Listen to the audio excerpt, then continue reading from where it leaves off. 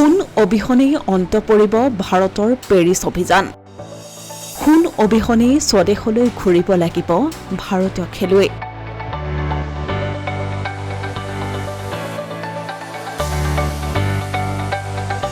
টকিঅ'তকৈ হ্ৰাস পালে ভাৰতৰ পদকৰ স্থান। 11 আগষ্টত অন্ত পৰিব লগা পেৰিছ অলিম্পিকৰ পৰা সোণ অবিহনে উভতিব লাগিব ভাৰতীয় খেলুৱৈ। হেভিৱেইট মল্লযুঁজাৰু ঋতিকা হুদাৰ পৰাজয়ৰ লগে লগে ভাৰতৰ পদক লাভৰ আশাৰ অন্ত পৰিল। ঋতিকাক পৰাস্ত কৰা কিৰ্গিস্তানী মল্লযুঁজাৰুগৰাকী যদি ফাইনেলত প্ৰৱেশ কৰিলেহেঁতেন তেন্তে ভাৰতীয় মল্লযুঁজাৰুগৰাকীয়ে ৰিপেচেজ ৰাউণ্ডত সুযোগ পালেহেঁতেন। কিৰ্গিস্তানৰ মল্লযুঁজাৰুগৰাকীয়ে ছেমি ফাইনেলত পৰাস্ত হয়, যাৰ বাবে ঋতিকা হুদা পদক ৰাউণ্ডৰ পৰা বিৰত থাকে। ইয়াৰ লগে লগে স্পষ্ট হৈ পৰিল সোণ অবিহনে অভিযান অন্ত পৰিব ভাৰতৰ। পেৰিছ অলিম্পিকত ভাৰতে এটা ৰূপৰ পদককে ধৰি মুঠ 6টা পদক লাভ কৰিছে আৰু এয়া টকিঅ'ত লাভ কৰা পদকতকৈ কম।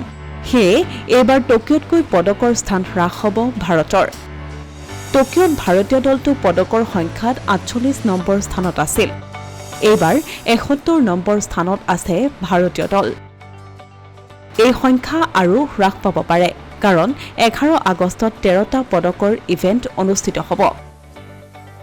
টকিঅ'ৰ তুলনাত পেৰিছ অলিম্পিকৰ পদকৰ সংখ্যাত স্থান হ্ৰাস পোৱাৰ মূল কাৰণেই হৈছে স্বৰ্ণ পদক লাভ নকৰাটো। টকিঅ' অলিম্পিকত ভাৰতে 1টা সোণ, 2টা ৰূপ আৰু 4টা ব্ৰঞ্জৰ পদক লাভ কৰিছিল।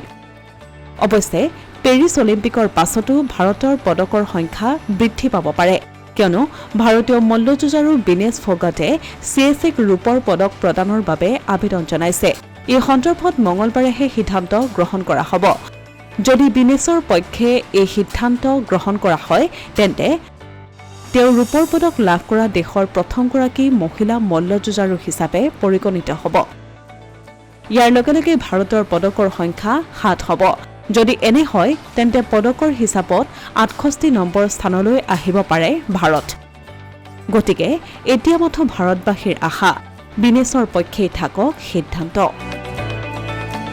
Asomiya Pratidin digital desk.